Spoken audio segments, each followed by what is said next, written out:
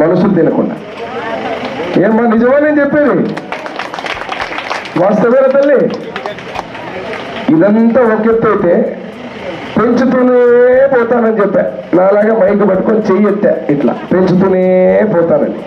పాపం మా అక్క అనుకుంది 45 సంవత్సరాలకు ఆడవాళ్ళకు 18,000 పెంచుతానేమో, లేకపోతే మా చేనేత కళాకారులు అనుకున్నారు మగ్గం వేసేవాళ్ళు నేతన్న మాకు 24,000 పెంచుతారేమో, లేకపోతే ఇంకా సంక్షేమ పథకాలు అమ్మఒడి పెంచుతాడేమో అనుకున్నాడు. పెంచింది వేలు కాదు తల్లి. ఉప్పు, పప్పు, కారము, నూనె, పెట్రోలు, డీజిల్, గ్యాసు, 9 సార్లు కరెంటు బిల్లు వేస్తే పథకాలు రావు. తెలుగుదేశం పార్టీకి మీరు ఓటు వేస్తే పొదుపు గ్రూపులో ఉన్న ఆడకూతులందరికీ ఆర్పీలు వీళ్ళు ఏం చెప్తున్నారంటే పొరపాటు కూడా ఏదమ్మా మీకు ఏమేమి పథకాలు రావు అని చెప్తున్నారు. నేను అందుకే ఈరోజు మీకు నా తండ్రి బివి మోహన్ రెడ్డి గారు నేర్పించిన సంస్కృతి ఇంటింటికి వచ్చి ఓటు అడగడం. ఓటు అడిగే ముందు మీతో అందరితో ఒక్కసారి మాట్లాడి 5 ఆడకూతుళ్ళు ఉంటే 7,500. ఇది మేము దేనికి సంబంధం లేకుండా దేనికి ముడిపెట్టకుండా వచ్చే నెల నుంచే సైకిల్ గుర్తు కోటు వేసి మన అధికారం వచ్చిన వెంటనే వచ్చే నెల నుంచే ఆ డబ్బులు వేస్తున్నాం. 1 సైకిల్ గుర్తు కోటు వేస్తే ఈ కర్నూలు జిల్లాలో ఆడకూతుళ్ళు మీరు ఏ ఊరికి పోవాలన్నా ఆర్టీసీ బస్సు ఫ్రీ. ₹1 మీరు పెట్టాల్సిన పని లేదు. సైకిల్ గుర్తు కోటు వేస్తే 600 రూపాయల నుంచి 1,200 రూపాయలు పెరిగిన గ్యాస్ సిలిండర్ ధర. పేదవాడు నోట్లో 5,000 పెట్టుకొని భోంచేయాలంటే ధరలు ఎక్కడికో వెళ్ళిపోయాయి.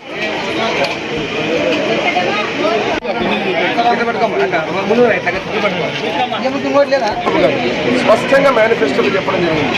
వచ్చే నెల నుంచే పెన్షన్లు, సామాజిక భద్రత ఏదైతే బీసీలకు కానీ, ఎస్సీలకు కానీ, ఎస్టీలకు కానీ, మైనారిటీలకు కానీ 50 ఏళ్ల పెన్షన్ మీలాగా పెంచుతూనే పోతామని చెప్పి 250 ముసుగులో ఈరోజు ఇంటికి ఒకే పెన్షన్ చేశారు. కాబట్టి పెన్షన్దారులు ఎవరైతే అర్హత ఉన్న వాళ్ళందరికీ ఇస్తాం.